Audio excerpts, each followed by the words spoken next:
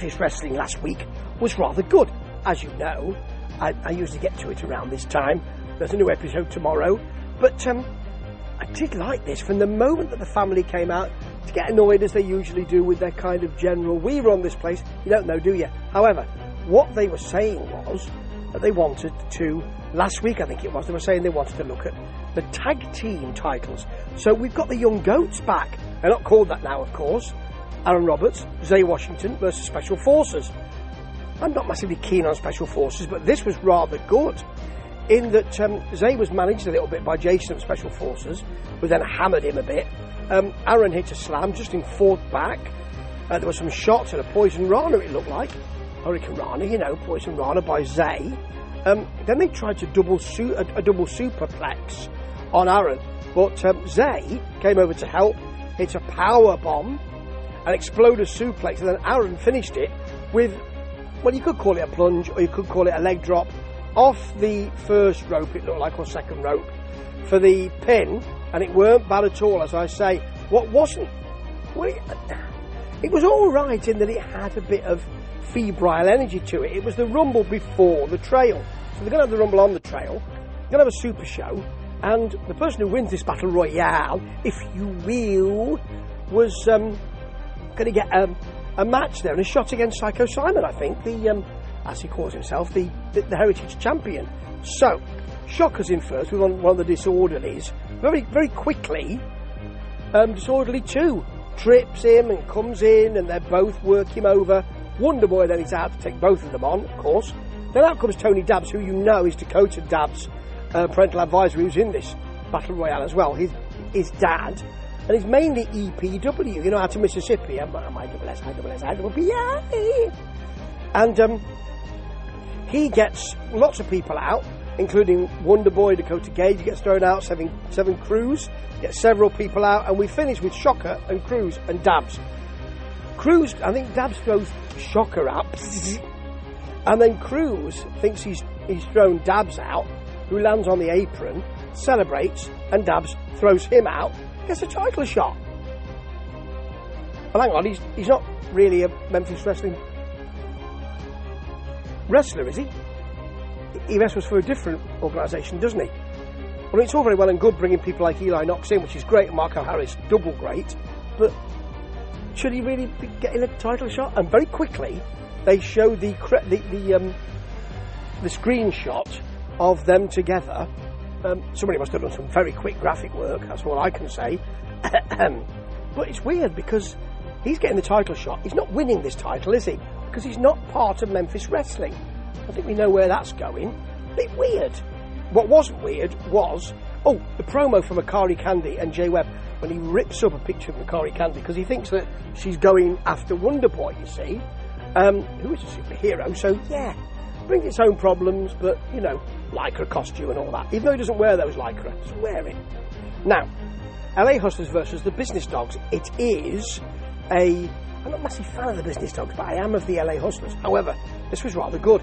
Even though this Hustle Hard match with Falls Count Anywhere started out in the parking lot, and you know you've got James Ellsworth with the LA Hustlers, and against two of the Business Dogs, Tim Gride, little homie Lance, yeah, and they fight in the car park first, then by the entrance door, then in the entrance hall. But really all they're doing is shots to each other, so it's not really anything exciting. No one picks up a carafe of wine or anything and smacks them over the head, or a broom or something. There's a kendo stick shot to Tim Grind from James Ellsworth, and then the LA Hustlers are back in, all excited and celebrating.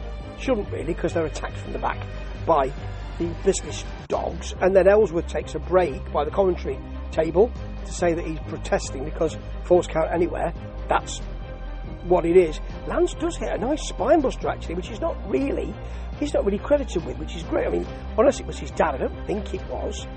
And then Ellsworth gets no chin music from behind Tim Grind, but out comes Zaya Wolf. He's celebrating, doesn't see her. There's a low blow, twig and berries, both smacked by that forearm, which Ellsworth really sells well. And then Zaya Wolf gets a ginormous chain, according to Dustin Starr, drops Ellsworth and Grind. She goes for the pin, but Grind, who must I suppose she's not really in the match, so she can be allowed because there's no DQ, but she can't really get the pin. So he sees that, gets the pin, makes sense, really nicely done. Now, Ray Ray versus Vachon. Here's another big simmering enmity. Oso is there, who's Vachon's manager. They fight first, not wrestle, they fight. They battle in the seats. A fan has to put his foot up, and the shoe is used to a trainer, very nice, actually, as Dustin says, fairly new looking trainer, as a matter of fact, to smack Vachon Harvey's head into. Oso gets a choke. Harvey takes that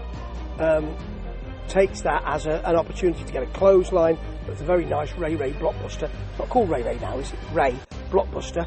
When he goes to the top, though, for his strange torpedo-like splash off the top for his finisher, he's crotched by Oso, but then comes back for a destroyer or code red. It looked like both of those things to me. And then a nasty backdrop, actually. It was a bit weird. Vachon Harvey had him on the top and wanted to bring him off the top, but they'll bring him off the top, don't get too excited, to get him off the top. And I suppose he didn't think what move he was going to, so it was like a sort of belly to belly off the top. He ended with a sort of elbow to the mat that didn't really work, and although it looked a bit brutal, it looked a bit clunky as well, to be honest. We've got the I've hit my manager by mistake for Vachon Harvey, and then Ray gets a drop kick and that strange torpedo-like splash for the pin. It weren't bad, and actually ending with this, they're coming to fruition really well, these angles. Really well done by Memphis Wrestling. They've got Jimmy Blaylock out, who wants King Cobra to fire the big mains because of the work they've done, the nastiness they've done, particularly for Ray Collins. They went all the way on his back, and apparently he got a broken back. I don't think you can really trust the veracity of what Jimmy Blaylock says, to be honest. But it's quite nice. The big mains are out.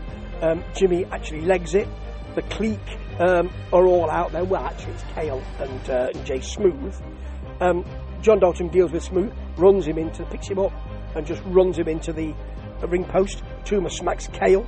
A security stops them attacking Jimmy, which the crowd are a bit about. Kale suplexed, and then they fight together. Kale is powerbombed. Smooth is speared. Coach Pillar will not allow them to make an exit through the bad guys' locker room. They could go through the good guys' locker room, but there's more trouble there. So the great thing is that Jimmy legs it to the outside with his Secret Service, who grab the driver of a limousine, pull him out the seat, get in and drive off. That's a fantastic way to end, and it is like Memphis Wrestling of the past. Really well done, this. I mean, they didn't push, they didn't have to over-egg anything, because these angles are doing really well and they're coming to fantastic boiling point.